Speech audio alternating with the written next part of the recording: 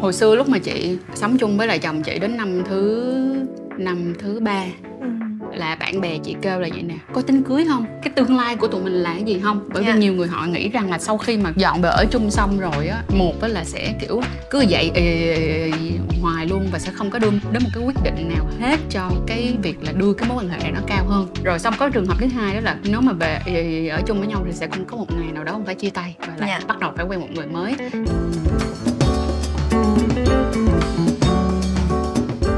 Hi, xin chào tất cả các bạn đã quay trở lại với Cởi Mở mùa 4. Và mình là Minh Trang đến từ sách Edu by Trang. Và cảm ơn nhãn hàng Durex, thương hiệu bao cao su số 1 trên thế giới, đã tài trợ cho chương trình của tụi mình và luôn khuyến khích mọi người tự do khám phá những mảng màu tính dục. Mọi người cũng biết là đối với lại Cởi Mở thì tụi mình cũng đã từng làm những tập về sống thử rồi. Và cái angle mà làm về sống thử ở mùa 1 thì nó rất là khác so với lại mùa 4 lần này. Lần này tụi mình có mời đến hai bạn khách mời rất là dễ thương ở đây để tụi mình có thể chia sẻ với nhau kỹ hơn về sống thử. Liệu rằng đây có phải là một cái cách thức để khiến cho tình yêu của tụi mình thăng hoa hơn hay không? Và nó có còn nằm ở những cái suy nghĩ cũ kỹ như hồi trước nữa hay không? Hay là bây giờ đây là một cái cách, là một cái bước tiến và đây là một điều mà gần như tất cả các bạn trẻ trước khi bước vào hôn nhân các bạn nên thử. Đặc biệt là hai bạn khách mời ngày hôm nay của tụi mình lại còn đến từ thế giới Gen Z, chứ không phải là những bà cô già cỗi hay không phải là những người lớn tuổi đã có kinh nghiệm, mà đây là những suy nghĩ hoàn toàn rất là mới. Giới thiệu với mọi người Uyên và Quân. Hello mọi người. Hello mọi người, đây là Sabrina Uyên Lưu, là vợ của mình. Sabrina Uyên Lưu là một content creator, KOL, influencer rất nổi trên mạng xã hội. Tém lại.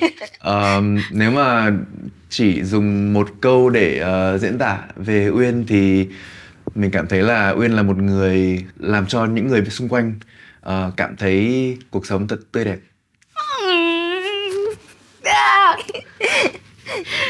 Chết rồi, sâu răng rồi. Cái đoạn này nó sẽ sâu từ từ với chị. Rồi, tiếp đi em. Hello mọi người, mình là Uyên và đây là anh Quân, chồng của mình. Anh Quân là một người chồng rất tuyệt vời vì anh ấy rất kiên nhẫn với những tính xấu của mình. Chỉ vậy thôi. That's so cute. Thật ra thì trước khi mà mời Uyên và Quân tới ngày hôm nay thì chị đã từng coi qua content của hai bạn rồi. Đó là một content về cưới và chị rất là thích cái lễ cưới mà hai bạn đã làm luôn. Và cũng là một người vừa làm lễ cưới cách đây vài tháng thì mình kiểu I can feel them a lot, kiểu giống như thế. Bây giờ thì tụi mình sẽ đến với phần đầu tiên, mò lên đỉnh.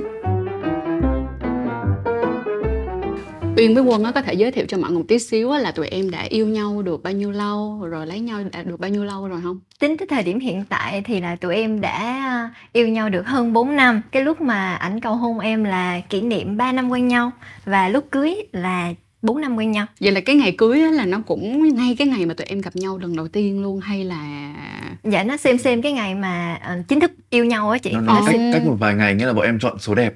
Ngày gặp nhau, quen nhau đầu tiên là ngày 20 tháng 2 năm 2020. Còn ngày cưới là ngày 24 tháng 2 năm 2024. Với lại là vô tình nó cũng dính cuối tuần luôn nên là quá hợp để làm đám cưới. Và làm sao mà hai bạn đã gặp được nhau để mà quen nhau cho tới bây giờ ha? Tụi em gặp nhau ở Mỹ. Lúc đó cả hai tụi em là đi học đại học ở Mỹ. Thì cái mùa hè năm đó có một cái chuỗi networking event cho các cái du học sinh và young professionals Việt Nam ở Mỹ. Thì tụi em cùng đi một cái đó nên tụi em gặp nhau. Lúc mà lần đầu nhìn thấy Uyên thì em đã cũng ok, cũng được, nghĩa là cũng chấm cái bạn này, cũng có để ý. Nhưng mà cái lúc đó thì sau một thời gian tìm hiểu xung quanh thì em cũng phát hiện ra được là lúc đấy Uyên đã có chủ rồi, nên là em cũng không có tiến tới gì hết. Dạ, vậy đó chị. Nói chung lúc đó là em có người yêu, nhưng mà nói chung nhìn từ xa thì em cũng thích. Tại vì giống như là mình trân trọng cái đẹp thôi chị. Đó, chứ lúc đó là em có người yêu. Ê, Uyên khéo ghê luôn á. Em là một người trân trọng cái đẹp. Đúng rồi, em nói vậy đừng ai hiểu lầm em gì nha. Không, chị cũng rất trân trọng cái đẹp. Thì mình thấy là đẹp thôi. Nice. Và đến khi nào thì tụi em đã quyết định dọn về ở chung với nhau? Sau đó thì đến khoảng 6 tháng sau thì bọn em bắt đầu làm quen và đi chơi với nhau. Và bắt đầu chính thức tìm hiểu nhau. Và sau khi bắt đầu quen nhau khoảng một tháng thì bọn em dọn về ở chung. Chấn động chưa? Quá chấn động luôn. Là coi như quen nhau 1 tháng là tụi em đã dọn về ở chung rồi. Dạ, 1 tháng đó là tụi em yêu xa. Tại vì tụi em đi học ở 2 trường khác nhau á, cho nên là tụi em chỉ có nhắn tin thôi, yêu xa. Xong rồi sau 1 tháng là vô ở luôn. Nó rất là khác những cái cặp đôi bình thường khác là mình phải giống như là mình hẹn hò này kia, đúng không chị? Đó, đúng rồi. tụi em là vô luôn. Wow. Vậy thì có bao giờ tụi em cảm thấy là cái điều đó cũng sẽ là một cái điều mà khó khăn cho cái lúc mà tụi em mới vừa dọn vào chung với nhau không? Tại vì tụi mình mới biết nhau có 1 tháng trời thôi. Tại vì khi đó thì tức nghĩa là cái phrase ban đầu trong tình yêu là lúc mà mình còn luôn show cái đẹp cho nhau, luôn thể hiện cái đẹp cho nhau, thì mình đã dọn về ở chung với nhau rồi. Thì có cái gì khó khăn với tụi em trong khoảng thời gian đó không? Lúc đó tụi em dọn vô nhanh như vậy là tại vì là Covid. Đó, Covid diễn ra cho nên là lúc đó ở Mỹ nó diễn ra rất là kinh khủng và trường em bắt dọn ra khỏi ký túc xá, nên là em mới không có chỗ ở, em không có người thân gì hết. Thì ảnh thuê apartment ở ngoài trường, chứ ảnh không có ở ký túc xá giống như em. Cho nên ảnh mới kêu là thôi em dọn xuống ở với anh luôn đi. Đó, thì giống như hoàn cảnh bắt buộc nên là tụi em mới dọn vô. Cho nên bây giờ nếu như mà có phải làm lại á, thì cũng em không có sự lựa chọn gì khác hết. Còn cái này là một con người cơ hội nè, hãy nói cho tôi nghe coi lý do tại sao mà. Tại vì thật sự chị nghĩ là 1 tháng nó rất là ngắn. Thì thật ra em cũng là con người kiểu như là làm theo cảm tính thôi. Lúc đấy em cảm thấy rất là thích cái người này và em nghĩ là cái việc mà người đấy vào ở chung với em thì sẽ rất là vui, nên em rủ thử. Vậy thì đoạn thời gian lúc mà mới vừa sống chung á, nó có khó khăn gì không? Tại vì chị giả sử ha, khi mà chị sống chung và cái trải nghiệm, đây là trải nghiệm thực tế của chị, thì việc sống chung không đơn giản là bởi vì tôi thích người này nữa, mà là em đang chia sẻ không gian riêng của mình với một người khác. Mà người này còn không phải là người lớn lên cùng với mình, cho nên là cái cách sống rất là khác mình. Ví dụ như là có thể khi em về nhà, em là một người thuận tay trái, em thích để dép của em bên phía tay trái, đúng không? Còn người này thì thuận tay phải thì để dép bên phía tay phải.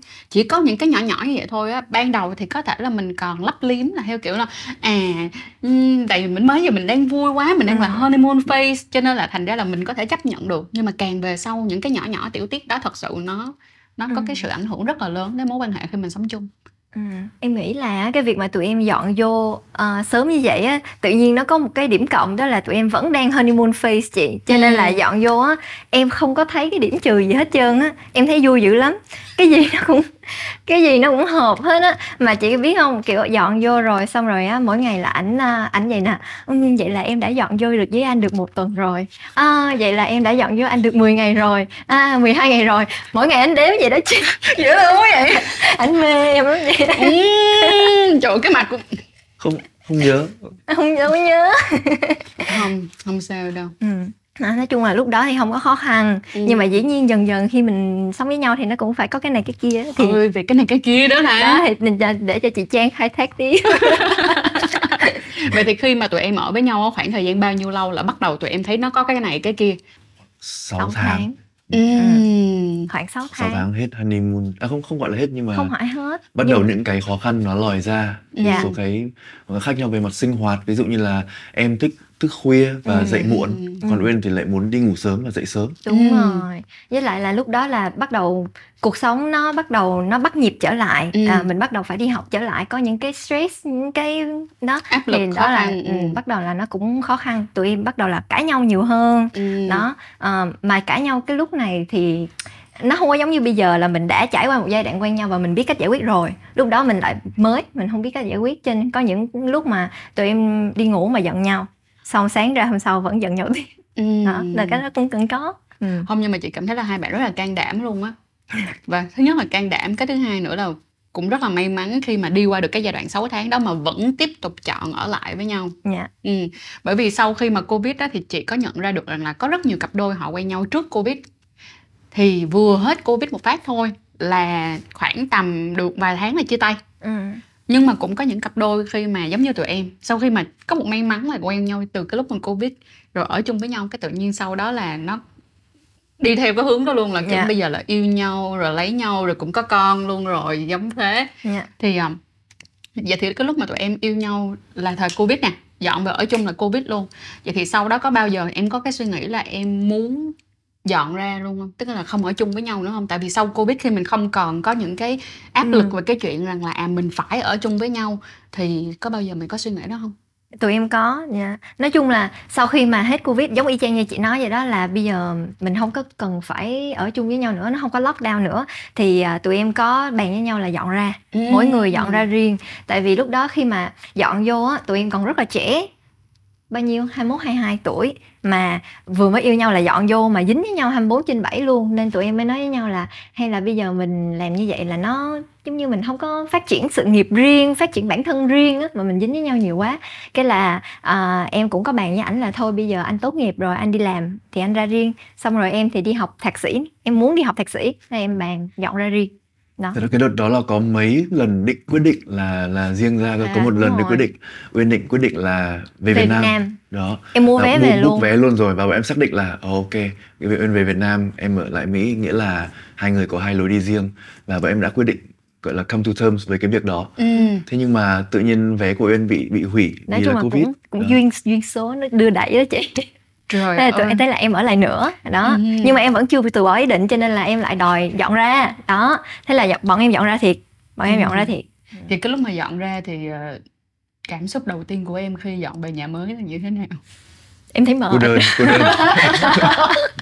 Đầu tiên là thấy mệt, dọn nhà quá mệt. Sau ảnh thấy cô đơn. Nói chung là kiểu đi lại trong nhà trống vắng, không có là người kia, nên là khi mà dọn ra riêng thì bọn em video call rất là nhiều, và hầu hết là video call suốt cái thời gian mà khi mà không ở cạnh nhau.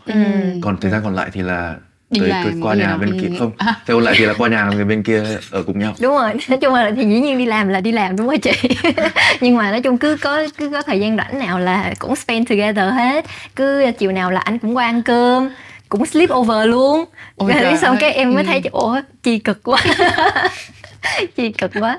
Nên là bọn em tính toán một hồi, cái tụi em dọn vô lại. Mà được có mấy 2 tháng. 2 tháng là dọn dạ, vô coi lại. như là tụi em break cái hợp đồng thuê nhà đó, đền cọc rồi xong rồi dọn vô lại. Đúng rồi. Rồi đấy bọn em chuyển nhà, nghĩa là lúc chuyển nhà đầu tiên đang ở chung này, xong chuyển nhà là chuyển ra 2 chỗ, mà chuyển xa lắm, kiểu bọn em lái xe tải kiểu 6 tiếng chuyển đi, sau đó chuyển đi 2 tháng rồi lại phải chuyển nhà tiếp, chuyển 2 nhà lại phải về là một. Mệt ơi là mệt. Ê, nhưng mà thật ra đúng là chị nghĩ là có thể là lúc đó mình đã mất tiền cọc nè, mình đã mất thời gian để mình dọn ra, nhưng mà nó được trả lại cho mình một cái kết quả, đó là mình cảm thấy trân trọng nhau hơn, và mình quyết định là quay trở về ở với nhau. Dạ, đúng và chị rồi. nghĩ là vì cái quyết định đó mà làm cho mối quan hệ của hai bạn chắc chắn là tốt hơn rất là nhiều. Dạ đúng rồi. Tại vì khác với những cặp đôi khác là người ta thấy người ta bền chặt rồi, cái người ta tiến tới bước tiếp theo là dọn vô. Còn tụi em là dọn vô luôn. Cho nên là nhờ cái đoạn tách ra thì giống như mình mới hiểu là cái cuộc sống bên cạnh cái người kia mình thấy là thật sự là hòa hợp nè. Mình cũng là một phiên bản tốt hơn. Đó, cho nên là khi mà dọn vô lại lần 2 á, nó là by choice chứ nó không phải là by accident nữa. Ê, nhưng mà cái này rất hay luôn nha, tại vì chị nghĩ rằng ở đây cũng sẽ mang tới rất là nhiều những cái niềm tin và hy vọng cho tất cả các bạn trẻ, là nếu như mà lỡ các bạn có dọn vô ở chung với nhau mà lúc đó có cảm thấy nó hơi cấn ở chỗ nào đó, được không ạ? Mình vẫn có thể có những cái cuộc nói chuyện rất là lành mạnh, đưa ra những cái quyết định có thể là không ở chung với nhau nữa, nhưng không có nghĩa rằng là mối quan hệ này nó cắt đứt. Dạ đúng rồi. Đúng không? Chỉ cần là mình còn niềm tin thôi. Vì lúc mà bạn bè của chị á, gần như là rất là nhiều người bạn của chị, một khi mà họ đã dọn ra ở riêng là gần như là sau đó có thể là khoảng 2-3 tháng sau là break, chứ không có thể nào mà tiếp tục với nhau luôn. Kiểu giống như là mọi người cứ từ từ cắt đứt vậy đó, là dọn ra xong rồi quiet time á, kiểu giống như là mọi người cho nhau không gian riêng xong rồi đi luôn.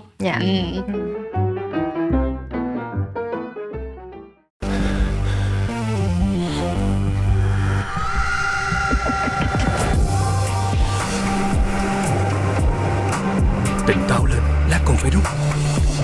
Liệu anh ấy có rút kịp không đây?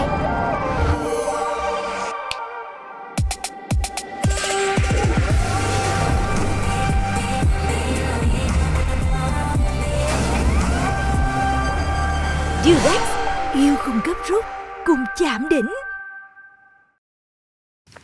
Rồi bây giờ tụi mình sẽ cùng nhau đến với phần 2 là phần tột đỉnh. Nghe cái là nghe cái lo liền luôn, đúng không? Tất nhiên rằng là trong cái việc mà sống chung hay là yêu nhau, đặc biệt là những cái mối quan hệ lâu dài, không thể nào mà lúc nào nó cũng đẹp và lúc nào nó cũng kiểu xanh tươi hết, đúng không ạ? Cho nên là thành ra là trong phần này mình sẽ cùng nhau mổ xẻ những cái vấn đề có thể là có khi là hai bạn còn chưa từng nói chuyện với nhau về vấn đề này nữa, thì let's see. Rồi đầu tiên khi mà sống chung với nhau có một cái vấn đề rất nhiều người họ bị gặp, đó chính là roommate phase. Tức nghĩa là đến một cái lúc nào đó thì họ giống như những người bạn ở chung một nhà với nhau, họ ở chung một, có khi gọi là bạn chung giường thôi, nhưng mà thật sự không có bất kỳ một cái kết nối nào hết. Thì tụi em có bao giờ bị rơi vô cái trường hợp đó chưa? Và có bao giờ tụi em cảm thấy lo lắng rằng có thể mình rơi vô trường hợp đó không? Em nghĩ là trong suốt cái quá trình 4 năm mà tụi em ở với nhau á, thì chưa bao giờ mà em nghĩ tới ảnh là chỉ là một người bạn chung nhà chung giường. Tức nghĩa là lúc nào cũng rất là có sự kết nối, và ảnh là bạn thân của em, cũng là người em tin tưởng nhất, cũng là mentor của em, và em rất là cảm thấy kết nối. Cho nên bản thân em thì nghĩ là trong 4 năm vừa qua thì chưa. Nhưng mà dĩ nhiên em nghĩ là mình sống với nhau lâu, có khi là cái giai đoạn đó nó sẽ xảy ra trong tương lai. Cái này thì em không dám chắc. Em thì em cũng nghĩ là chưa cái bao giờ em nghĩ là bọn em đã ở trong giai đoạn mà kiểu như là coi nhau là roommate. Tuy nhiên khi mà nghe chị giải thích thì em có một cái này em muốn bring up. Đấy là kiểu như là về cái việc buổi tối khi mà đi ngủ á, em thì bản thân em love language của em là physical touch, nên em rất thích là kiểu ôm ấp đi ngủ rồi cuddle. Còn Uyên thì hay bị nóng nên là lúc nào cũng phải đặt cái gối ở giữa, không cho em chạm vào kiểu bỏ ra nóng.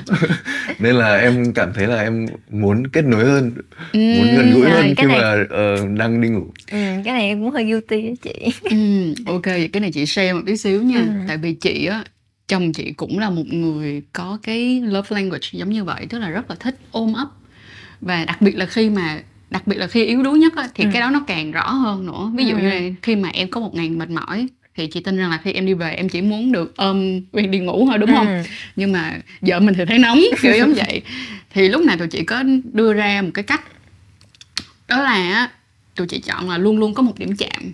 Không nhất thiết phải là ôm, nhưng luôn luôn có một điểm chạm. Cái điểm chạm nó có thể là cái mông.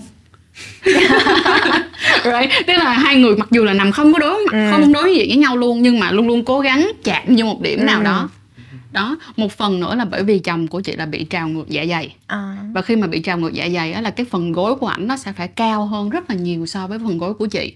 Cho nên là thành ra sẽ không còn có những cái hoạt động, không còn có những cái hành động như hồi ảnh chưa bị á, là như là sẽ ôm nhau hay là gì. Tại vì lúc này hai cái bậc ngủ của nhau nó khác mất tiêu rồi.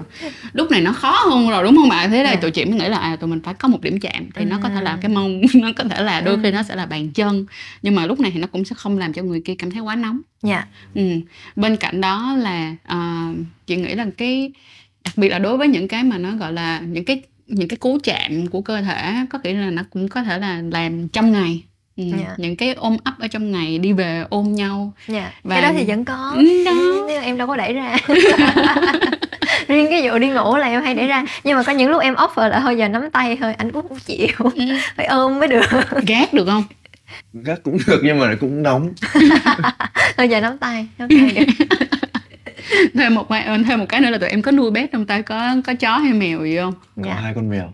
Có cho tụi nó ngủ chung không? Dạ ngủ luôn, ngủ chung luôn. Vậy thôi em ôm mèo đỡ đi. Thì thực ra gần đây là có con mèo lên gối em nằm nên là em cũng đỡ cô đơn hơn. Nhưng mà tụi em có bao giờ suy nghĩ đến cái môi trường ngủ của tụi em chưa? Tức nghĩa là cái môi trường ngủ của tụi em có phải rằng là do cái setup giường hay là cái setup chăn gối của tụi em nó đang nóng quá so với lại cái điều kiện nhiệt độ thực tế ở trong phòng, cho nên thành ra nó cản trở cái sự ôm ấp của tụi em không? Em thấy là hồi đầu mới yêu nhau á chị, sao em thấy anh đâu có nóng đâu, cái người anh đâu có nóng đâu. Sao tự nhiên yêu nhau được một thời gian em thấy cái thân nhiệt của anh nó nóng á. Nên em cũng kiểu mua bao gối ten sale rồi đấy đó chị. Để cho người ta quảng cáo cái đó là nó mát nhất thị trường rồi đó. Nhưng mà giống như cái người ảnh nóng, chứ không phải chăn gối nó nóng. Em hiểu ra rồi. Ngày xưa lúc mới yêu nhau lúc đó ở Mỹ mùa đông chị. Giờ dọn về đây Việt Nam nó nóng. Wow. Rồi vậy thì ngoài cái đó ra thì nó sẽ có thêm một cái điểm khác nữa nha. Tại vì khi mà tụi em gặp nhau là khi đó tụi em 21, 22 tuổi. Đó là một cái giai đoạn mà gần như nó khá là mới. Bản thân Quân và Uyên chị tin là tụi em trong cái thời điểm đó cũng chưa có quá nhiều trải nghiệm về tình yêu cũng như là về tình dục. Có bao giờ cái điểm đó sẽ là một cái điểm mà làm cho tụi em phải kiểu ngồi nói chuyện với nhau rất là nghiêm túc. Bởi vì tụi em đã yêu nhau bằng cả thanh xuân của nhau rồi đó, đúng không? Vậy thì bằng cả cái thanh xuân đó tụi em đã giải quyết được cái vấn đề đó như thế nào? Vì đặc biệt là đối với nữ đi ha, thì là còn đỡ hơn chút xíu. Tại vì người nữ thì cái cách mà họ đưa ra quyết định khi quan hệ tình dục nó sẽ khác cái cách mà người nam họ đưa ra quyết định để quan hệ tình dục. Và Quân lúc đó khi mới quen Uyên cho đến bây giờ thì em vẫn gọi là trẻ. Có bao giờ em suffering, em kiểu chiến đấu với con quỷ ở trong em để mà có những cái cuộc nói chuyện mà nó rất là nghiêm túc về tình dục giữa hai người trong suốt khoảng thời gian 4 năm đó không? Chị giả sử nha, ví dụ như là sẽ có những cặp đôi họ sẽ dừng lại ở việc đó là ngủ vanilla. Có những cặp đôi họ muốn nó phải spicy hơn một tí xíu.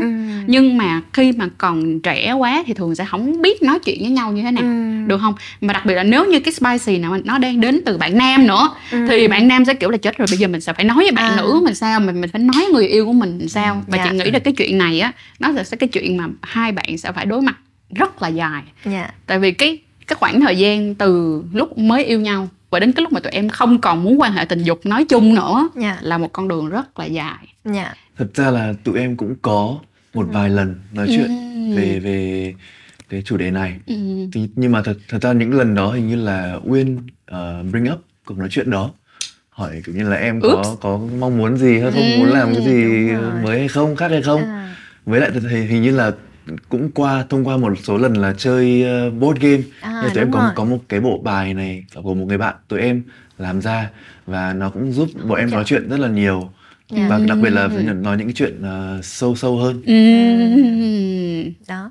Nhưng mà nhìn chung á là em cũng muốn biết ảnh cảm thấy sao trong những cái chuyện đó của tụi em, cho nên em cũng kiểu bring up để hỏi coi là ảnh cảm thấy sao, hay là có cái gì mới mình có thể thử. Nice. Đó. Good job. Quá là tôi tự hào về hai em. Rồi tiếp tục, bây giờ ngoài cái chuyện đó ra nha, nó sẽ còn có thêm một cái nữa, nó nằm ở phía của người nữ. Bây giờ có thể là Uyên sẽ chưa cảm nhận được, nhưng có thể năm 28, 29, 30, 31, 32, 33, 34, 35 của em sẽ cảm nhận cái chuyện đó rõ hơn. Đó là cái sự thay đổi về nội tiết tố. Thì sự thay đổi về nội tiết tố nó sẽ làm cho mình không phải lúc nào cũng sẵn sàng. Không phải lúc nào em cũng giống như là em không phải giống là thủy tinh, em muốn cái là con nước nó về liền. Được không ạ? Càng về sau nội tiết tố thay đổi nó sẽ làm cho mình có những cái giây phút đó. Và khi đó cái mood của mình nó cũng không được tốt, tâm trạng của người phụ nữ rất là dễ bị lên xuống. Và chị nghĩ là đây là một cái vấn đề của rất là nhiều bạn khi ở chung với nhau luôn. Tại vì lúc mà mới vừa ở chung với nhau á thì mình lúc nào cũng ready hết, nhưng mà càng về sau á, mọi thứ nó cần có cái kế hoạch hơn. Và bên cạnh đó là không phải lúc nào mình cũng sẽ gặp nhau ở cái điểm đó được. Không phải lúc nào là cả hai sẽ cùng nhau cảm thấy hỏ nì, mọi người hiểu không? Kiểu là vậy. Sẽ có lúc người này hỏ nì và có lúc người kia thì không có hỏ nì, được không? Và đặc biệt là đối với các bạn nữ mà khi các bạn không có hỏ nì nữa thì các bạn có thể sẽ rất khô. Có một cái mà chị hay khuyên tất cả các bạn, đặc biệt là những bạn mà đã dọn về ở chung với nhau, bởi vì lúc này á, thì cái phương pháp tránh thai á, hay là những cái phương pháp tránh thai nó sẽ tùy vào mỗi một cặp đôi đi. Nhưng có một thứ á, mà chị luôn mang làm quà tặng cho tất cả cặp đôi ở chung với nhau, thì hôm nay chị sẽ tặng tụi em luôn. Show này đã đặc biệt đó là bởi vì có tận 2 khách mời, và show này cũng rất là đặc biệt luôn, là vì ngày hôm nay thì chị sẽ tặng quà cho Uyên và Quân. Em cảm ơn chị. Ê, cái này là một bộ sản phẩm hoàn toàn mới luôn á, của năm 2024 đó, hai bạn mở ra xem thử đi. Wow, nhiều màu quá. Gì mà nhiều màu quá. Mắt Quân sáng rỡ luôn á. Tụi em có bao giờ tìm hiểu về gel của Durex chưa? Dạ, tụi em chưa. Sao còn cái này là nó lại nhỏ hơn ba cái còn lại à? Cái này là cái classic. Thì cái classic này á là nó theo kiểu là nó cực kỳ basic luôn, nó không mùi, không vị, không gì hết. Và mọi người muốn làm một cái size nhỏ như thế này là để cho các bạn có thể mang đi được, mang đi du lịch hay là di chuyển nó dễ hơn, các bạn bỏ túi xách nó dễ hơn. Còn 3 cái loại còn lại này thì nó sẽ có những công dụng spicy khác nhau. Vậy chị đố Uyên, theo em cái con màu đỏ này để làm gì? Để ngọt. Để ngọt. Em thấy nó ghi trên bao bì là play sweet strawberry. Là em đoán đúng không? Nó ngọt, công nhận nó ngọt và nó có vị dâu. Ăn được luôn ạ? Đúng, chính xác. Đó là vậy đó. Chính xác. Em này á là cửa nào cũng xài được. Đó. Xong rồi tới cái em màu cam, đối tụi em là cái gì? Làm ấm. Lý do tại sao lại nên có những cái loại gel làm ấm này? Dạo dực hơn. Hay quá chồng yêu. Theo em Uyên. Thì em nghĩ là nó sẽ dễ để bạn nữ warm up hơn chẳng hạn. Ok, ngoài để dễ cho các bạn nữ warm up hơn ha, bởi vì cái tính chất của em này á, nó làm ấm, cho nên nó sẽ rất là phù hợp để tự yêu nữa, chứ nó không đơn giản chỉ dành cho các cặp đôi không. Lý do là khi mà tự yêu đôi khi đôi bàn tay em quá lạnh, được không ạ? Hoặc là cái gì đó nó quá lạnh thì cái này nó sẽ giúp cho cái trải nghiệm của em tốt hơn, và nó sẽ có cảm giác thật hơn. Và em cuối cùng là em massage 2 trong 1. Thì em này sẽ dùng để massage body được luôn. Và bởi vì cái chất của em này nó có aloe vera nữa, cho nên là em sẽ cảm thấy rất là dễ chịu khi mà em đụng lên da. Và cũng dễ rửa, chứ không có phải là cái kiểu mà khó rửa. Và đây là cái món quà mà chị tặng cho tất cả các cặp đôi, là bởi vì chị mong rằng là tất cả các bạn nữ không phải lúc nào cũng đợi đến lúc mà kiểu phải lo lắng rằng là mình phải sẵn sàng kêu con nước về, thì đã luôn luôn có một cái sản phẩm hỗ trợ cho mọi người. Và Trang khuyên mọi người luôn nha, là luôn luôn cố gắng sử dụng gel bôi trơn trong những cái lần mà tụi mình tương tác sinh học. Lý do nằm ở chỗ là đừng có đợi đến lúc mà khô và đau thì nó sẽ cái cảm giác đó sẽ rất là khó chịu, được không ạ? Nếu mà mình chuẩn bị từ trước thì đâu có phải là mình phải lo lắng đến cái chuyện đó đâu, đúng không em? Đúng không em? Vậy giờ là tụi mình sống chung với nhau rồi đúng không ạ? Giờ sống chung xong á, bắt đầu nó sẽ có một cái câu hỏi tiếp theo. Hồi xưa lúc mà chị sống chung với lại chồng chị đến năm thứ 3 là bạn bè chị kêu là vậy nè: có tính cưới không? Có tính cái tương lai của tụi mình là cái gì không? Bởi vì nhiều người họ nghĩ rằng là sau khi mà dọn về ở chung xong rồi á thì sẽ không có, một là sẽ kiểu cứ vậy hoài luôn, và sẽ không có đưa đến một cái quyết định nào hết cho cái việc là đưa cái mối quan hệ này nó cao hơn. Hoặc là nhiều người sẽ bị rơi vô cái trường hợp là họ sẽ sống chung với nhau xong rồi họ có con, tức nghĩa là đến lúc mà họ cấn bầu rồi thì lúc mà họ cấn bầu họ mới làm đám cưới. Rồi xong có trường hợp thứ hai, đó là nếu mà về ở chung với nhau thì sẽ cũng có một ngày nào đó không phải chia tay và lại bắt đầu phải quen một người mới. Vậy thì tụi em khi mà tụi em yêu nhau và tụi em ở chung với nhau có bao giờ cái khoảng thời gian mà bắt đầu gần trước khi mà mọi chuyện xảy ra, có bao giờ cái suy nghĩ đó trong đầu mà nó cấn hay không? Là em nghĩ là em có nha. Em không biết là anh Quân có nhận ra là em có hay không, nhưng mà bọn em ở với nhau được khoảng tới năm thứ 3 thì là em bắt đầu có suy nghĩ đó. Tại vì lúc đó là vẫn ở Mỹ, và khi mà ở Mỹ thì tụi em không có ai hết, chỉ có nhau mà tụi em còn sống chung với nhau nữa. Thì cũng có nhiều lúc là em tự đặt câu hỏi là không biết là cái người bạn trai của mình đang có cái ý định lâu dài với mình hay không. Bởi vì nếu như ảnh không thì em rất không ok. Càng sống lâu hơn nữa thì em cảm thấy là thanh xuân của em nó càng lúc nó càng trôi đi. Và em cũng sẽ cần thời gian để em quen người khác, còn ở đất khách quê người nữa. Đó thì em có. Sao anh có lúc không, bây giờ tôi sẽ hỏi lúc đó Quân có cảm nhận được không? Đúng rồi. Thì để em đang định chia sẻ. Thật ra trước khi em nói về em có cảm nhận được không thì em chia sẻ trước là thật ra là em cũng không có cảm thấy gì cả. Em không biết cái này có phải là một cái thường gặp ở đàn ông không, nhưng mà em thì em cũng kiểu thấy bình thường thôi, em cũng không cảm thấy kiểu áp lực là phải cưới hay là phải kết hôn gì hết. Nên em thấy là cái việc mình vẫn tiếp tục yêu nhau, vẫn ở bên nhau, sống chung về lâu dài cũng không có vấn đề gì cả.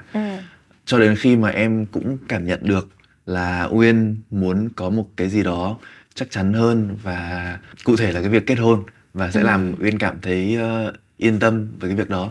Thì em hoàn toàn cảm thấy sẵn sàng để hỏi cưới. Nên là em mới quyết định là lên kế hoạch để cầu hôn Uyên. Vậy là nhưng mà nói như vậy nghe giống như là tại ảnh thấy em muốn cưới nên là ảnh cầu hôn em. Không phải vậy đâu. Anh có nảy ra cái ý nghĩ là vậy là mình có thể cưới, có thể tiến xa hơn. Trước đó thì em chưa bao giờ em nghĩ là khi nào cưới sẽ là phù hợp. Nhưng mà cái cột mốc nào nó phải có, ví dụ như nó phải có một cái sự kiện nào đó đúng không, hoặc là một cái trải nghiệm nào đó bỗng nhiên nó mới làm tiêu tích cho em trong đầu là đây là một người phụ nữ phù hợp mà tôi muốn cưới, chứ không dừng lại ở việc ở chung. Em cũng không nhớ cụ thể nha, nhưng mà bây giờ em cố gắng nhớ lại thì em mới tự nhiên nhớ đến một cái buổi tối nằm trên giường kiểu nói chuyện thôi. Nói chung là buổi tối cuối tuần bọn em hay kiểu hang out ở nhà và cũng nói chuyện linh tinh, chơi linh tinh. Thì cũng một buổi tối tự nhiên em bắt đầu có cái suy nghĩ là bây giờ làm nhau để mình cầu hôn Uyên. Và đấy là cái lúc mà em bắt đầu gọi là lên một cái kế hoạch ở trong đầu. Tại sao á mà chị rất là hiểu cho Uyên luôn, là bởi vì á tụi em đàn ông á, có thể phải nói rằng là những cái năm mà gọi là trưởng thành và những cái năm mà gọi là đỉnh cao nhất của đàn ông nó lại rơi vào lúc mà khoảng tầm 35 cho tới 40 tuổi. Nhưng mà một người phụ nữ mà ngang xấp xỉ tuổi của em á, thì sẽ chẳng bao giờ đợi nổi em tới 35-40 tuổi. Tại vì cái đó thì không khác gì tôi không chỉ bán cả thanh xuân của tôi, mà tôi còn bán cả cái thời kỳ đỉnh cao và đẹp nhất của một người phụ nữ. Cho nên đó là lý do tại sao mà phụ nữ sẽ phải đặt một câu hỏi là có phù hợp hay không và có muốn đi xa hay không. Đó. Còn đàn ông là cứ chắc chắn là cứ thông dong thôi, không nói tới là không biết đâu. Thiệt sự hồi xưa lúc mà chị với lại chồng chị quen nhau cũng vậy, cứ quen nhau một hồi vậy nè em. Xong rồi á, chị thì chị cũng nghĩ tới là click tới cái trong đầu là bây giờ cái người này mình có nên đầu tư thời gian tiếp hay không. Và lúc đó chồng chị còn sợ chối chết cái chuyện là trời ơi cái gì bây giờ mà cưới cái gì kiểu giống vậy, hiểu không. Đó, kiểu sợ mà, tại vì còn trẻ. Vì lúc mà anh chị yêu nhau cũng ngang cỡ tuổi tụi em yêu nhau thôi, là yêu nhau khoảng năm 22-23 tuổi thôi. Đó, cái lúc đó chị mới nghĩ trong đầu chứ thật vô nghĩa. Thật vô nghĩa, bây giờ cần phải làm gì đây. Thì lúc đó chị còn dễ, còn khó hơn cả em nữa. Lúc đó là chị chơi một cái chiêu khác. Chị làm sao? Chị tự manipulate bản thân của mình rằng là ok, tôi sẽ đặt cái người đàn ông này ra khỏi cái dòng có thể quan tâm là có thể là quyết định là chồng của tôi hay không. Bạn sẽ chỉ cần là một sự lựa chọn thôi, chứ tôi không nhắm bạn nữa. Được không ạ? Nhưng mà chị đặt một cái câu hỏi rằng là chị muốn cuộc sống của chị tương lai sau này như thế nào, và chị muốn cái mối quan hệ tương lai sau này của chị như thế nào, và chị điều hướng bản thân của mình để mình có những cái hành vi phù hợp với cái mối quan hệ mà mình muốn là một. Cái số 2 nữa là chị vẫn nghĩ về việc nếu khi mà chị kết hôn, chị sẽ kết hôn như thế nào. Nhưng mà khi chị chia sẻ với chồng chị thì chị nói là nếu mà sau này em kết hôn em sẽ làm như thế này, em sẽ làm như thế này, nhưng không với ai. Đó, không với ai luôn, không thèm nói là với ai luôn. Đó, cái xong rồi đến một cái lúc ảnh mới quay qua anh nói nè, khi mà em suy nghĩ đến chuyện kết hôn là em muốn kết hôn với ai?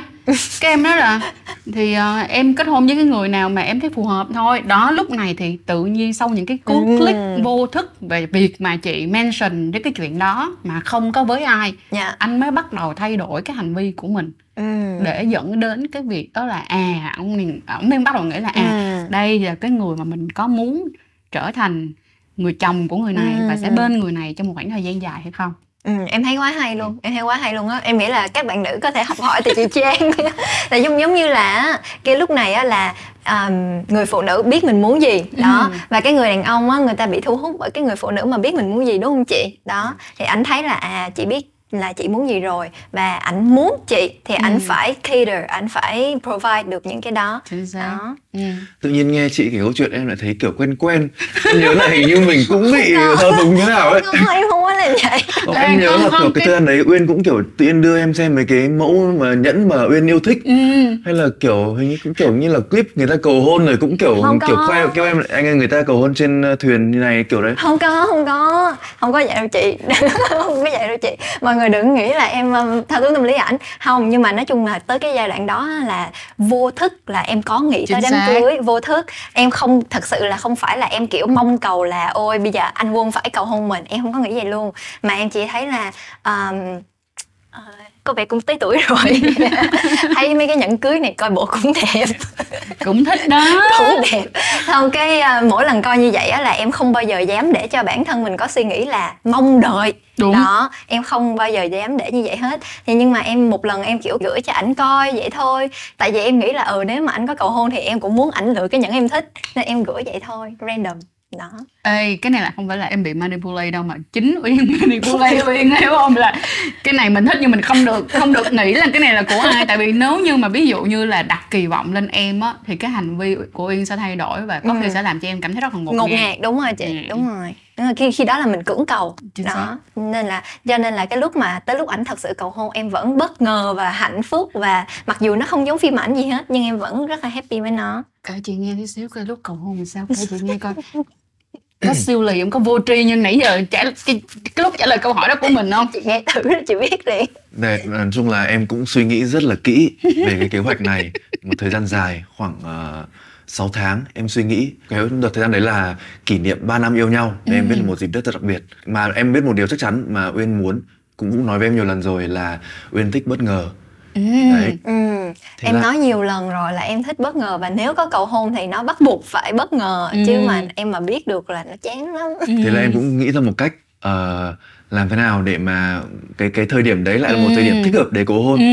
Đấy, thế là trong khoảng 3 tháng trước khi mà quyết định cầu hôn, em mới rủ Uyên chơi một cái trò chơi này tên là Charades. Chị biết trò đó không? Nó là một người cầm cái từ ở trên cái điện thoại vậy nè, xong người kia diễn tả cái là mình đoán cái từ.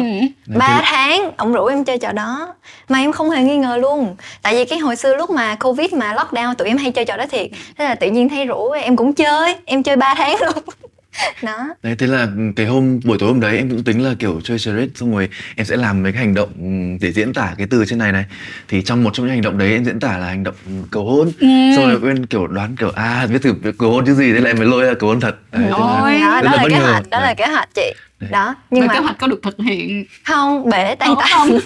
Tự nhiên anh rủ em đi ăn nhà hàng lãng mạn, thì tự nhiên em thấy kiểu mình đang bận đầm rồi, nhà hàng lãng mạn tự nhiên chơi cái trò gì mà giờ lỡ nó ra cái từ con khỉ rồi kia sao em diễn tả được.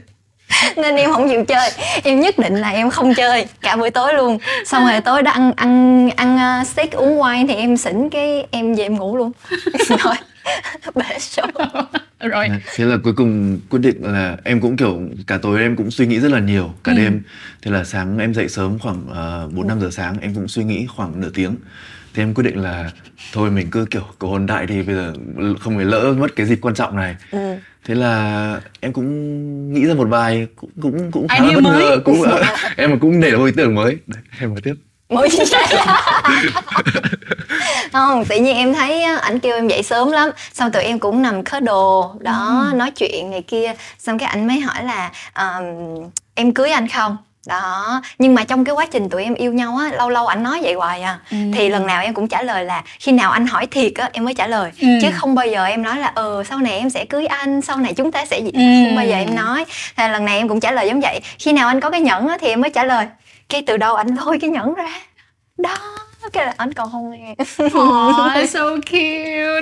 Em đơ hết 5 giây em không hiểu là cái gì hết. Wow, dễ thương quá, dễ thương quá. Ủa nhưng mà chị hỏi thiệt, cái lúc mà em làm kế hoạch cầu hôn á, em có nói chuyện với bạn của Uyên không? Để mà kiểu giống như là xin trợ giúp hay là đặt câu hỏi này nọ cái kiểu á? Không, em sợ lộ. Em sợ lộ. Toàn bộ quá trình đấy là em không nói cho ai hết. Thế là em chỉ nói với một người bạn thân của em thôi. Nhưng mà là con trai. Là con trai, đúng rồi. Và nó ở Mỹ và nên không nói chuyện với Uyên bao giờ. Thì kiểu 2 tuần trước đấy em mới kêu nó là tao chuẩn bị cầu hôn Uyên. Cái này là một chia sẻ thật sự nữa nha. Thật sự cho các bạn nam luôn. Làm ơn làm phước á, ai á mà cầu hôn á thì nhớ hỏi bạn thân của người đó giùm tôi một cái, hoặc là nói chuyện với một cô gái đi. Biết sao không? Tại vì tụi em là con trai, cái mindset của tụi em nó rất là khác, và cái cách điều hướng suy nghĩ của tụi em nó rất là khác so với nữ. Cho nên là thành ra đôi khi á em cứ nghĩ là nó như vậy, nó sẽ diễn ra như vậy, nhưng mà nó sẽ không được, đúng không? Và lúc đó thì sẽ còn cảm thấy kiểu lo hơn nữa là một. Cái thứ hai nữa là phụ nữ á, cảm xúc là cái thứ mà họ sẽ kiểu diverse, like sẽ có, tức là nếu mà có một chuyện gì diễn ra thì điều đầu tiên người phụ nữ họ tiếp nhận đó là cái cảm xúc với cái vấn đề đó trước, chứ không phải là logical là mình giải quyết vấn đề đó ra sao. Cho nên nhưng mà người đàn ông không có hiểu được, nên là đôi khi á mình lên kế hoạch nó sẽ không có được kiểu mượt mà. Nên là sau này chị thấy là em muốn làm anniversary rồi đó là em phải kiếm mấy má bánh bèo chơi chung với Uyên á đó, rồi mà ngồi hỏi cái này được không mà mấy má bánh bèo rất bảo vệ bánh bèo luôn, hiểu không? Đó là sẽ đưa mà gọi là sẽ giúp em tuyệt đối luôn. Cái lúc mà anh chồng chị cầu hôn chị còn thấy nó còn mắc cười, cũng kiểu hơi vô tri như đàn ông đó, cả là giống vậy luôn. Anh làm sao vậy? Trời ơi em, ảnh còn không, lúc mà ảnh run đến một mức độ ảnh còn không nhớ phải đeo nhẫn vô tay chị. Cái xong rồi sau đó thì chị cũng say yes, nhưng mà sau đó chị có về nói chuyện với chồng chị là chuyện đó là chồng chị nên suy nghĩ cho kỹ. Anh nên suy nghĩ cho thật kỹ đi đã, kỹ thật kỹ một lần nữa. xem coi là anh có nghĩ rằng em là một cái người mà anh muốn đầu tư và đi đến cuối đời hay không. Bởi vì em sẽ không có rảnh rỗi để đi với một người không đầu tư tình cảm và thời gian cho em.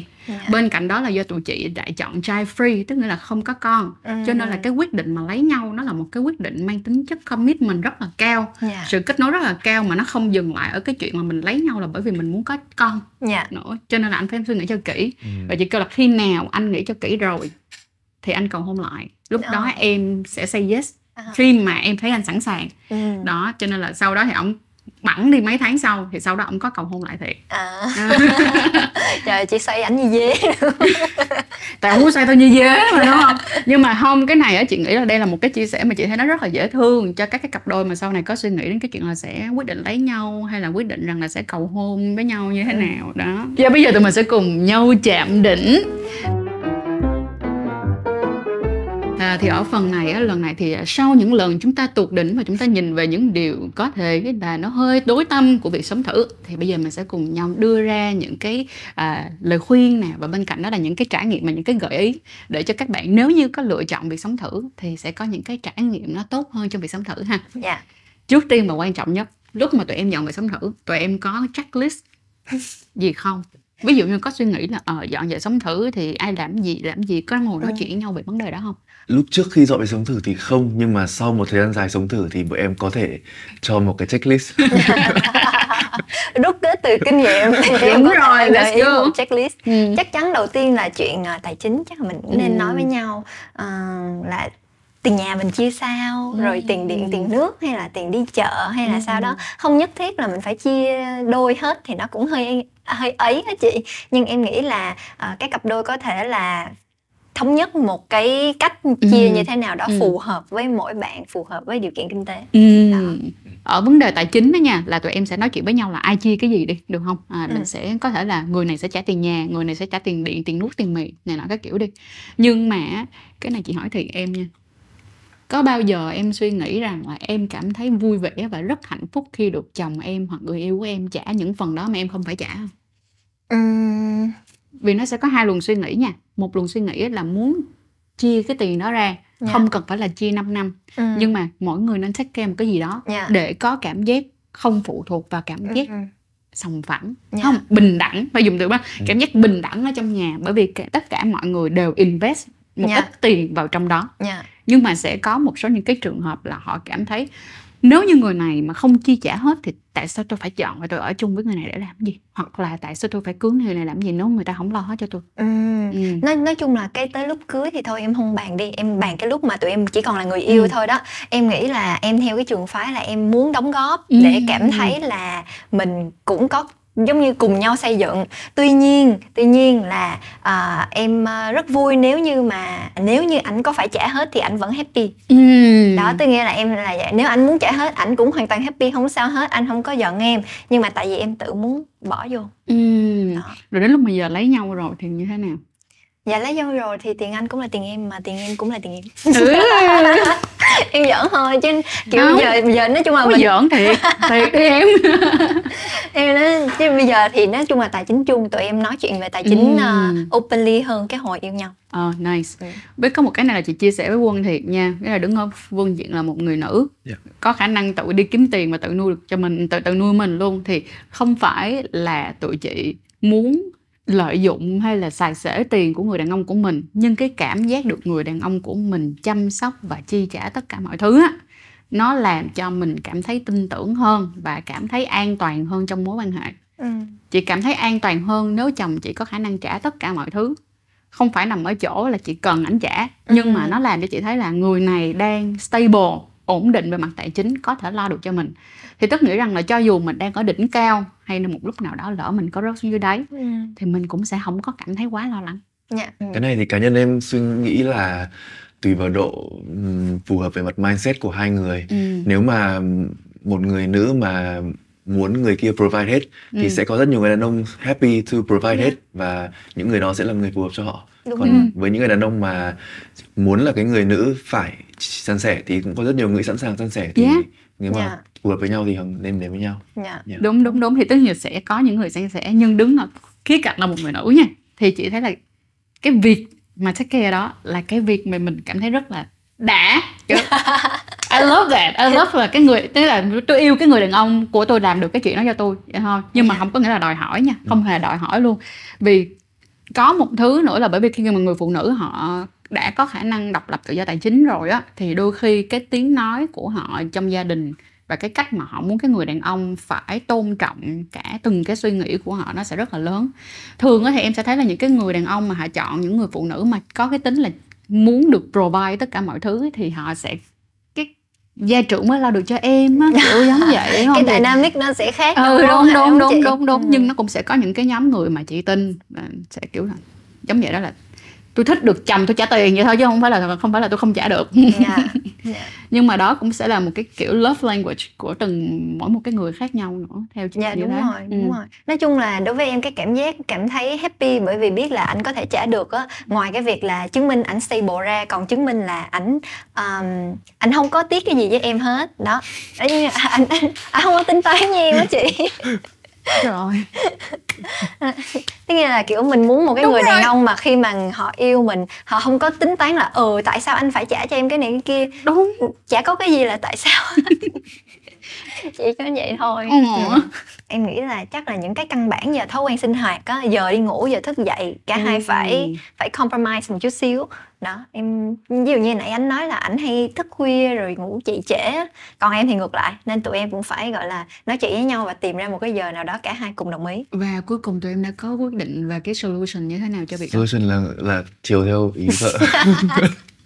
Hay quá. Ngủ sớm dậy sớm. Không, cái đó là trường sinh bất lão đó em ạ. Đúng rồi. Không, nhưng mà chị nghĩ là cái việc mà ngủ sớm và dậy sớm nó quá tốt cho em luôn á. Tại vì nếu mà công việc của mình nó không liên quan tới việc phải thức khuya thì không có lý do gì mình nên thức khuya hết. Dạ. Hoặc là ví dụ như việc nhà, em cũng không biết là các cặp đôi khác có hay cãi nhau không. Chắc là cũng có chứ, đúng không? Thì em nghĩ là có nhiều cặp đôi thì chia ra, anh làm cái này em làm cái kia. Còn không á, ví dụ như tụi em á là cái gì cũng làm chung. Nếu như không chia được thì cái gì cũng làm chung hết. Thì như em mà nấu cơm thì anh phải đứng kế bên, anh không nấu cũng được nhưng anh phải đứng kế bên. Hoặc là đưa đồ đi giặt thì cả hai đứa phải xách cái xô giặt đó ra rồi cùng bỏ đồ vô cùng làm. That's cute. Chị thấy hay á. Nhưng mà chị nói hay quá. Chị sẽ nốt cái này. Cái nghĩa là có những cái thì mình làm riêng nhưng mà có những cái mình làm chung, đúng không? Chị thấy rất hợp lý luôn á. Tại vì cái cảm giác làm chung đó là cái cảm giác là mình có cảm giác san sẻ với nhau và nó mang cái mối quan hệ lên một cái tầm cao mới nữa. Đúng rồi. Vậy thì có một cái checklist cuối cùng mà chị muốn hỏi nha, được không? Bởi vì ở Việt Nam á thì là theo văn hóa Á Đông, và bố mẹ thì sẽ cảm thấy không có thoải mái khi con cái của mình về sống chung với nhau, được không ạ? Mà chưa có bất kỳ một cái tờ giấy hôn thú hay là chưa có làm lễ đính hôn, họ sẽ cảm thấy không có thoải mái. Vậy thì tụi em có nói chuyện với bố mẹ của mình để giải quyết vấn đề đó trước khi tụi em về dọn ở chung không? Hồi xưa lúc tụi em dọn vô thì nó cũng hơi bất đắc dĩ, cho nên là bố mẹ tụi em thì giống như cũng không thể nào mà phản đối được. Tuy nhiên là hồi em còn nhỏ hơn á, chắc cỡ 18 tuổi á, thì người đầu tiên nói với em về sống thử là ba em. Bất ngờ đúng không chị? Ba em nói với em trong một cuộc nói chuyện giữa cha và con gái về tình yêu. Ba em nói là sau này khi con yêu người nào á, đừng có cưới nó luôn mà con phải sống thử với nó. Chấn động. Ba em nói vậy đó. Đó, ba em là người dạy em. Ba em nói là con phải sống thử với nó. Sao dùng từ nó ta, nhưng mà ba em nói vậy. Con phải sống thử với nó để con biết là nó có phù hợp với con không, các thứ đó. Ba em là một người đàn ông cũng sống ở Việt Nam từ nhỏ tới lớn thôi, tuy nhiên là ba em rất là cởi mở và dạy cho em cái đó. Cho nên là em nghĩ là em cũng rất là may mắn bởi vì có một người cha giống như vậy. Đó, dĩ nhiên là kiểu khi ba em dạy em như vậy là không phải dạy em là yêu thằng nào cũng về sống thử đúng như ai cũng nhào vô, mà là giống như khi mình yêu một người tới cái giai đoạn nào đó rồi, giống như là trong cái giai đoạn mình yêu nhau là mình luôn luôn đang scan cái người này, đúng scan cái người này tới một cái mức độ nào đó mà mình thấy không chịu được nữa mình sẽ break. Thì ví dụ như mình scan tới cái mức độ là quen nhau, đi chơi, đi du lịch vẫn chưa thấy có cái lỗi gì, thì giờ mình tiến tới cái bước là mình ở chung nữa, thử coi là nó có vượt qua được hết mọi rào cản không thì mới cưới. Hay nha, từ từ nha, để Trang lặp lại cái công thức cho mọi người. Quen nhau, yêu nhau, đi du lịch. Đúng, phải đi du lịch. Đúng rồi, phải đi du lịch là giống như cái bước nhẹ nhẹ thôi, rồi xong cái mình sống thử. Còn gia đình của Quân thì sao? Thật ra thì hồi mà bọn em mới move về Việt Nam là bọn em đã ở với nhau được khoảng 2 năm rồi, 2 năm hơn rồi. Nhưng mà khi move về Việt Nam thì lúc move về Việt Nam bọn em cũng có ý định là tiếp tục ở với nhau. Thế nhưng mà lúc vừa mới về xong thì lại hơi gặp một chút kiểu như là question từ phía hai gia đình. Hai gia đình thì thấy là kiểu ủa, hai người đều có 2 nhà, tại sao không về 2 nhà mà ở? Tại sao lại phải đi thuê một chỗ khác ở với nhau? Thế là sau cái đợt đấy thì bố mẹ em mới qua nói chuyện với cả nhà Uyên để mà làm một cái chính thức là cho hai cháu tìm hiểu nhau. Mặc dù hai cháu tìm hiểu nhau được hơn 2 năm ở bên Mỹ rồi, nhưng mà về đây thì bọn em đã thuyết phục được bố mẹ sang nói chuyện với nhau để mà cái việc bọn em tiếp tục ở với nhau được chấp thuận từ hai hai bên. Thì em nghĩ là nếu mà các bạn trẻ ở Việt Nam mà muốn sống thử với nhau thì có thể làm cái bước đó từ sớm hơn, nói chuyện với bố mẹ của mình, hai bên nói chuyện với nhau để mà được chấp thuận từ đầu. Dạm ngõ quá, rất giống dạm ngõ nha, nhưng mà không phải dạm ngõ đâu nha mọi người, rất giống nhưng mà không phải. Nhưng mà chị nghĩ là cái việc nói chuyện đó, nó rất là quan trọng luôn, tức là hai bên gia đình nói chuyện với nhau đó, tại vì chính bản thân của tụi em cũng cần cái sự hỗ trợ của gia đình người còn lại. Dạ đúng rồi. Và cái việc mà mình có một cái gia đình mà hạnh phúc này hay là support mình đó, nó lại làm cho cái mối quan hệ của mình nó ngày càng vững vàng hơn. Dạ đúng rồi, rất là quan trọng. Giờ tụi mình đi qua hết cái checklist rồi ha. Giờ tụi mình sẽ cùng nhau đi đến một số những cái lời khuyên cho mọi người. Tụi mình có một số những cái gợi ý để mà khi mà tụi mình dọn về ở chung với nhau á, sẽ không có bị chán nè, không có bị lặp đi lặp lại quá nè, hay là có thể là sẽ dần bị mất đi cái sự lãng mạn nè. Thì đối với lại hai bạn thì khi hai bạn ở chung với nhau đến bây giờ thì tụi em có gợi ý gì cho tất cả các bạn khán giả không? Em cảm thấy nha, là bọn em nhìn nhận cuộc sống với nhau như một cuộc phiêu lưu. Như là kiểu bọn em hứng lên thì một buổi sáng bọn em hứng lên, bọn em đi biển chơi, bọn em đi Đà Lạt chơi. Nghĩa là kiểu bọn em luôn luôn kiểu cảm thấy những muốn làm những cái trải nghiệm mới, và kiểu bọn em cũng có những kế hoạch lâu dài là bọn em sẽ đi học tiếp, đi làm tiếp ở châu Âu, ở Mỹ hoặc ở một nơi khác. Nên là bọn em luôn luôn có những cái kế hoạch là kiểu trải nghiệm với nhau, phiêu lưu cùng nhau ở nhiều nơi khác nhau. Em nghĩ là kiểu như em luôn luôn giữ cái mindset là excited to live together á, kiểu vậy. Lúc nào là em cũng kiểu luyện cho mình cái suy nghĩ là mình chuẩn bị được làm cái này với người này, mình được làm cái này cái kia. Em nghĩ là cái này nó có thể là mình dễ quên trong cái cuộc sống thường ngày bận rộn, mình lo đi làm rồi về rồi mình ăn cơm rồi mình đi ngủ thôi á. Nhưng mà mình luôn luôn phải nghĩ là mình được sống với cái người này, mình sẽ tiếp tục được làm những cái gì với người này nữa. Thì em nghĩ là vậy mình sẽ luôn luôn hào hứng. Nhưng mà em có nghĩ về cái chuyện đó mỗi ngày không? Hay là thường là ví dụ như em có lập một kế hoạch để nghĩ về nó hay không? Lý do nằm ở chỗ là cái việc mà nó hứng lên đó nha, là có thể một khoảng thời gian đầu khi mà mình còn rất là nhiều năng lượng thì mình cảm thấy mình có thể hứng lên làm rất là nhiều thứ. Nhưng mà càng về sau á, giống như giờ tụi em nhìn lúc tụi em 21 tuổi với cái lúc mà tụi em 25 tuổi giờ tụi em thấy khác không? Khác đúng không? Mình sẽ không còn có những thứ gọi là hứng lên nữa.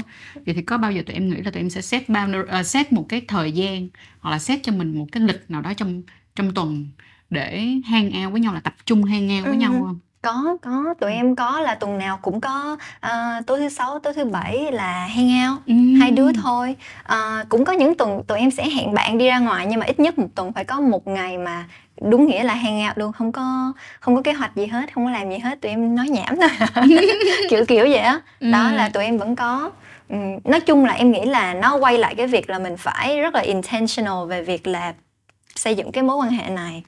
Đó, em lúc nào cũng rất là để tâm vào việc là làm sao để mình có nhiều những cái trải nghiệm vui vẻ, hào hứng, lãng mạn bên nhau.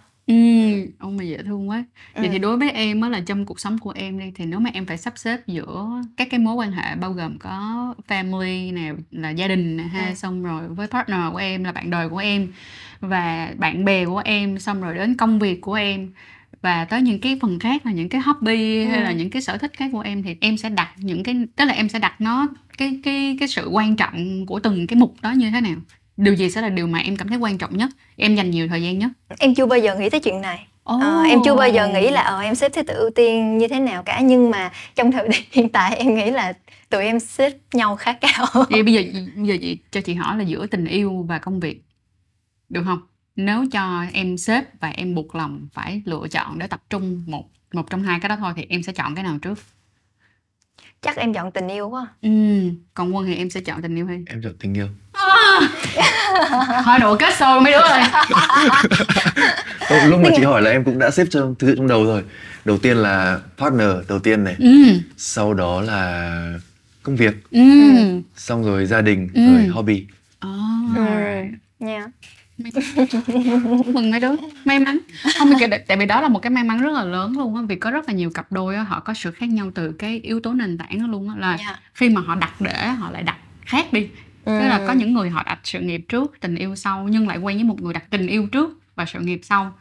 Và tự nhiên cả hai người sẽ có sự xung đột trong lời nói với nhau luôn, bởi vì cái suy nghĩ của mình một cách vô thức luôn á đã chọn cái khác nhau từ đầu rồi. Đúng rồi. Thì em nghĩ là cái này em chia sẻ, nhưng mà em nghĩ là Uyên cũng có cùng quan điểm với em là bọn em đặt tình yêu lên trước, bởi vì em nghĩ là khi mà mình đặt tình yêu lên trước thì chắc chắn là sự nghiệp nó sẽ đi theo, công việc nó sẽ tự tốt lên khi mình có một cái support vững vàng. Đúng rồi chị, khi mà mình hạnh phúc, mình viên mãn á, tự nhiên cái năng lượng mình toát ra em nghĩ là nó sẽ khác, và kiểu những cái may mắn trong cái công việc nó cũng sẽ tới.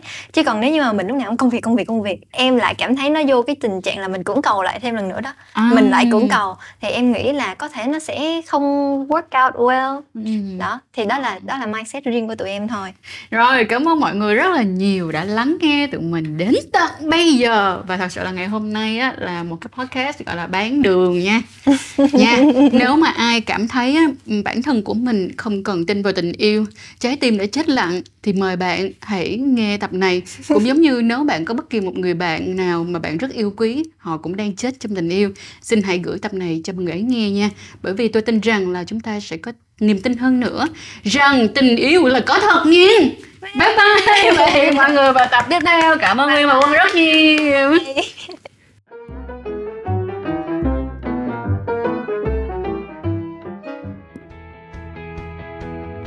Boracay. đang tính nói. Khoai tây chiên. Anh sao Em vậy? đi kêu bún đậu. Được lòng. Cái gì vậy? Đâu có. Hà Nội. Đúng rồi. Justin Bieber. Cũng được. Em uống ngậu này.